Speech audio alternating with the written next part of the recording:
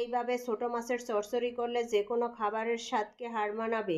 পেঁয়াজ কুচি, টমেটো কুচি, হলুদের গুঁড়া, মরিচের গুঁড়া, ধনিয়ার গুঁড়া, জিরার গুঁড়া, লবণ, আদা পেস্ট, রসুন পেস্ট, সরিষার তেল পরিমাণ মতো দিয়ে সবগুলো মশলা ভালোভাবে মেখে নেব।